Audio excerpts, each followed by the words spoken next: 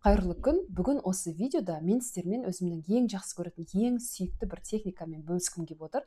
Нәтижесі керемет, өте қарапайым, өте оңай, бірақ соған қарамастан керемет нәтиже беретін техника. Сіздер де иншалла жасап көрсеңіздер, мына жолдарыңыздың ашыла бастаған, жүректеріңіздің тыныштала бастаған, берекеңіздің арта бастаған, өмірлеріңізде бір жақсы өзгерістер пайда бола бастағанын байқайтын боласыздар иншалла. Бұл техниканы мен өз басым жасап жүргенде шамамен 3 жылдай уақыт болыпты. Нәтижесін көріп, әрдайым енді жақындармен бөлсеміз ғой, әртүрлі жетістігімізбен әке шешеме, бауырларыма айтып, оларға да ұнағаннан кейін өзімнің ай сайын болатын арықта ПП марафонының бағдарламасына енгіздім. Онда да жәнегі кері байланыс өте керемет болды. Қыздардың отзывтары өте жақсы болды. Жекеме шығып рахметтерін айтып, қыздар жылап, өмірлерінде бір жақсы өзгерістер пайда болған айтып бөлісіп жатты. Сондықтан мен бұны YouTube арнасына сіздермен жәнегі бөлісейін деп шештім. Енді артық салмақпен бұл техниканың қандай байланысы бар шығар деп ойлап отырған шығарсыздар. Негізі артық салмақ пен жүрек тыныштығының байланысы өте зор. Енді бұл үлкен тақырып, мен бұл видеода бұл туралы айтпай ақ қояйын, бірақ кері байланысты адамдардың нәтижесін, өзімнің басымда болған нәтижені көргендіктен сіздермен бұл техникамен бөлісейін деп шештім. Өте қарапайым, өте оңай, просто менің айтқанымды істесеңіздер, иншалла нәтижесін көресіздер. Неткен керемет техника деп отырған боларсыздар, адамның жолын ашады, берекесін арттырады, онымен қатар артық салмақтан арылуға көмектеседі деп. Шын мәнінде бұл техника керемет, ғажайып техника деп уверен айта аламын. Бұл техника шүкіршілік техникасы, не болмаса техника благодарность деп аталады. Бір қызығы, бұл техника қазіргі психология ғылымында кеңінен қолданып жатса, коучингта қолданылады техника. Әсіресе дамыған елдерде бұл техниканың соңғы кездері белсенді түрде жәнегі қолданыста ие. Ал ислам ғылымында, исламда бұл техника баяғы заманнан бар, 7-ші ғасырдан бастап бар техника. Сондықтан бұл техниканы сенімді түрде жасай берсеңіздер болады. Исламға қайшы ештеңке жоқ, керісінше тіпті сауап болмаса. Сондықтан психологияда да және ислам дінде де бар техника. Бұл негізі шүкіршілік техникасын, техника благодарности соңғы кездері өте көп айтып жүр, бірақ байқауымша көп адам бұл техниканы дұрыс жасамайды. Сондықтан қазір мен сіздерге қалай жасау керектігін айтамын, нәтижесі болу үшін иншалла мұқият тыңдап алыңыздар. Шүкіршілік техникасының жасалу әдісі. Біріншіден, шүкіршілік жасаған кезде біз ауызбен айтуымыз керек. Не болмаса тілмен, намаз оқитындар біледі ғой, сыбырлап біз намаз оқуымызға болады. Главное, тілді қозғалту керек. Тура сол сияқты шүкіршілік техникасын жасаған кезде ауызбен айтып жасағандарыңыз дұрыс. Өйткені көп жерде мына шүкіршілік техникасын жасауды ұсынған кезде әсіресе психологтар жазыңдар деп айтады. Блокнотқа жазыңдар, дневник благодарность деп аталады. Не болмаса кейбіреулер вселенныйға, жәнегі благодарность, яғни өздеріңіздің шүкіршіліктеріңді айтыңдар дейді. Біреу өзіңе шүкіршілік айт дейді, мен өзіме шүкіршілік айтуым керек деген сияқты, Бірақ шын мәнінде ең дұрысы шүкіршілік айтқан кезде ауызбен біз Алла тағалаға, жаратушыға айтуымыз керек. Міндетті түрде ауызбен және Алла тағалаға, өздеріңізге, вселенныйға, тағбірекеге айтып жүрмеңіздер, дәптерге жазудан қарағанда ауызбен айтқан әсерлірек, яғни эффективный болады. Екіншіден, шүкіршілік техникасын жасаған кезде шынайы болу керек. Шүкіршілік айтқан кезде Алла тағала, шүкіршілік, рахмет айтқан кезде біз шынайы болуымыз керек. Енді қазақ болғаннан кейін бәрімізде шүкіршілік бар, ауызбен айтамыз. Құдайға тәуба, шүкір деп айтамыз, бірақ ол көбінде ауыз деңгейінде ғана қалады, біздің жүректен айтылмайды. Әдет болып кеткен бізге. Бірақ шын жүректен, шынайы, от души айтқан кезде бұл шүкіршілік техникасы өзінің жұмысын 100% атқарады. Сондықтан екінші қағидасы шүкіршіліктің ол от души, яғни жүректен шынайы болу керек.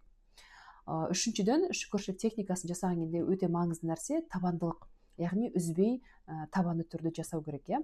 Мысал үшін мен өзім 3 жыл бұрын осы техниканы үйренген кезде біз бір топ қыз болдық, бірақ неліктен маған шүкіршіліктің әсері болды, топтағы басқа бір қызға әсері болған жоқ. Өйткені табанды түрде жасаған жоқ. Мысал үшін бізге үйреткен кезде айтты, бұл техниканы табанды түрде күнделікті жасау керек деді.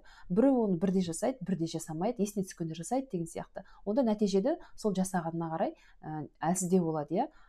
Кім оны жәнегі күнделікті табанды түрде жасайды, оның нәтижесі де өте мықты, өте күшті болады. Сондықтан шүкіршілік техникасын жасаған кезде табанды түрде істеңіздер. Күнделікті, мысал үшін мен өзім намаз оқитын болғандықтан таңертең намаздан кейін жасаймын. Кешке ұйықтардың алдында, кешкі намаздан кейін жасаймын. Егер сіздер намаз оқымайтын болсаңыздар да, хотя бы өздеріңізге уақыт белгілеп, мүмкін төсекте жатып жасайсыз, мүмкін жатардың алдында жасайсыз. Яғни арнайы өзіңізге уақыт белгілеп, осы уақытта жасаймын деп өзіңіз іштей өзіңізге уақыт белгілеп алыңыз, арнайы бөліп алыңыз уақыт. Вот сол кезде күнделікті прям шамамен 1 ай 2 ай жасасаңыздар, иншалла нәтижесін көре бастайсыздар. Сондықтан шүкіршілік техникасында өте маңызды нәрсе табандылық болу керек. күнделікті үзбей жасаңыздар. Уақытыңыз бар ма, 1 сағаттай жасасаңыз болады. Bir шабытыңыз оянып, алла тағалаға сондай бір ризашылығыңызды білдіріп, рахметіңізді айтқыңыз келе ме, отырып алып арнайы уақыт арнап, 1 сағаттай отырсаңыз болады. Одан шектеу жоқ. Уақытыңыз жоқ па, шаршап тұрсыз ба, кемінде бір 5 минут болсын, 1 минут болсын жасауға өзіңізге сондай сөз беріңіз де үзбей жасауға тырысыңыз. Яғни уақытыңыз көп болса көбірек жасаңыз, уақытыңыз жоқ болса хотя бы 1-2 минут жасауды әдетке айландырыңыздар. Шүкіршілік техникасының келесі пункті ол мен неге шүкіршілік етсем деген сұрақ туындауы мүмкін. Егер сіз бұл техниканы жасамаған болсаңыз, жасап көрмеген болсаңыз, бас кезінде сіз абыржып қалуыңыз мүмкін. Мен неге шүкіршілік етсем деген сияқты сізде ой туындауы мүмкін. Бірақ шын мәнінде қарап отырсақ, кез келген адамда шүкіршілік жасауға себеп өте көп. Кез келген адамда өзіңіз ойлап қараңызшы, мысалы үшін сіздің аман есен өмір сүріп жатқаныңызға, көзіңіздің көріп тұрғаны, аяғыңыздың жүріп тұрғаны, спокойно демалып жатқаныңызға сіз шүкіршілік етуге тұрарлық нәрсе. Өйткені ауырып жатқан адам мысалы үшін ол денсаулықтың қадірін біледі. Мысалы үшін көз көрмейтін адам көздің қадірін біледі деген сияқты. Сіз міне интернетте отырсыз, интернет бар сізде, білім алуға мүмкіншілік бар, сол да шүкіршілікке тұрарлық нәрсе. Мысалы үшін Қазақстан сияқты тәуелсіз мемлекетте өмір сүріп жатырсыз, тыныштықта. Бұған да шүкіршілік етуге болады. Өйткені қанша мемлекет қазір соғыс болып жатыр, ашаршылық болып жатыр, Тіпті өзіміздің көрші мемлекеттерді алатын болсақ, қанша мемлекетте әртүрлі проблемалар, соғыс болып жатыр. Құдайға шүкір, оның жанында бізде барлығы жақсы. Тегін білім, өз тілімізде сөйлеуге мүмкіншілік бар. Енді шүкіршілік ететін нәрсе бізде өте көп. Негізі дұрыстап ойланатын болсақ, бала шағаңызға, ата-енеңізге, әке-шешеңізге, келініңізге, балаңызға, күйеуіңізге, киіп жүрген киіміңізге, жағдайыңызға былай қарап отырсақ, біз адам пенде болғаннан кейін бізде бар нығметтердің барлығын таки должно быть деген сияқты қабылдаймыз да, оны байқамаймыз. Нығмет деп оны қабылдамаймыз да. Бір кішкентай проблема болатын болса, менің басыма проблема түсті, неге маған бұндай тағдыр жазылды екен, за что мне такое деген сияқты біз возмущаться етеміз, оған риза болмаймыз. Ал шын мәнінде қанша нығмет берді Алла тағала, соны біз байқамаймыз, как будто солай болу керек сияқты қабылдаймыз. Жылы үйде өмір сүріп жатқаныңызға, светіңіз жанып тұрғаны, тоғыңыздың барына, интернетіңіздің барына, білім алып жатқаныңызға, аман есен жүргеніңізге шүкіршілік етуге тұрарлық нәрсе ғой. Мен өзім әтеге осындай бағдарламаларды көремін, шүкіршілікті арттырады ғой бір жағынан. Мысалы үшін Африка елдерін осындайды қараймын да, әтеге қандай қиын жағдайда өмір сүреді, жоқшылықта, бір өңірлерде шалаштарда өмір сүреді. Свет дегенді айтпай ақ қояйын, жерге жатып, жерде тұрып, жерде тамақ ішіп деген сияқты. Ондай елдер өте көп қой, дүние жүзінде қаншама мемлекет бар. Соның ішінде өстіп өте қиын жағдайда өмір сүріп жатқан елдер көп. Біз просто өзіміз Қазақстанда баршылықта өмір сүргеннен кейін маңайымыздағы адамдарға қараймыз да, барлығы сөйтіп өмір сүретін сияқты болады. Негізі олай емес. Қазір сізбен бірге дәл сіз қарап отырған уақытта қанша адам аш жалаңаш жүр, қарны ашып отыр бала шағаның. Мысалы үшін Африка елдерін көріп, балаларына жоқтықтан батпақтан алып шелпек жасайды да, сол батпақтан жасалған шелпекті береді. Піспеген батпақты кептіреді да, домалақтап, соны бала шағасына беріп отыр. Су ішу үшін олар мысалы үшін таңертең кетеді, кешке лай суда келіп, соны қуанып суды ішеді. Бізде су деген төгіп шашып жүрміз, негізі қарап отырсаңыздар. Одан кейін тағы не бар, шүкіршілік етеді. Мысалы үшін мектеп, тегін мектеп бізде. Оны біз бағаламаймыз, сабаққа барғымыз келмейді бала шағаның. Недовольны боламыз былай қарасаңыздар. Ал мысалы үшін үнді мемлекет Индияны алатын болсақ, байлардың балалары мектепке бару мүмкіншілігі бар.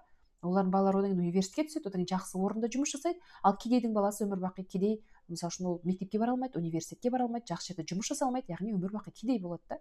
Бізде қандай кедей болсаң да, қандай жоқ болсаң да, мектепке барып жақсы оқысаң, сен грантқа университетке түсе аласың, одан жақсы жерде жұмыс жасай аласың.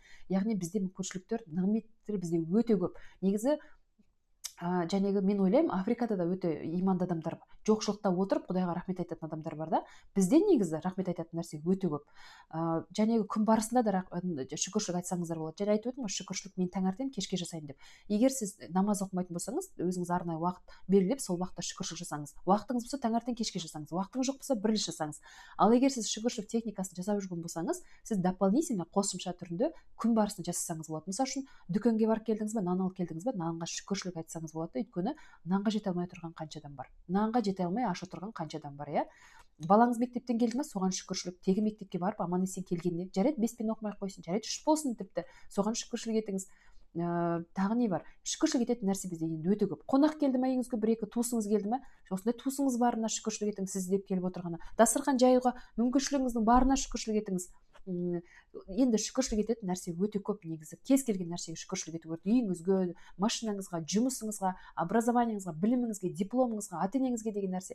Мұнда бір керемет тағы бір техника бар да, осы шүкіршілік техниканың.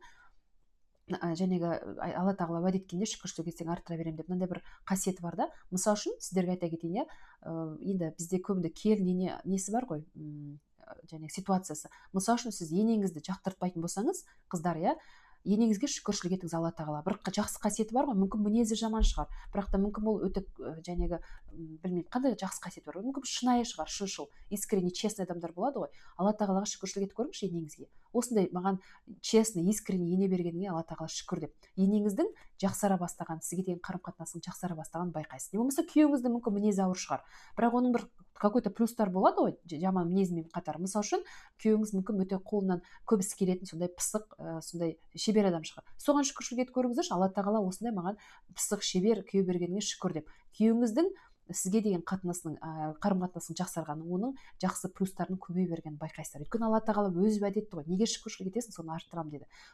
Сол мен уәде етіп отырған жоқпын, алла тағала уәде еткен, иә, шүкіршілік етсең арттыра беремін. Сондықтан барымыз шүкіршілігімізді арттыра берейік, алла тағала одан да бізді еселей берсін нығметтерімізді. Бұл техника, шүкіршілік техникасының жұмыс жасайтыны 100% гарантия, міндетті түрде жасаңыздар.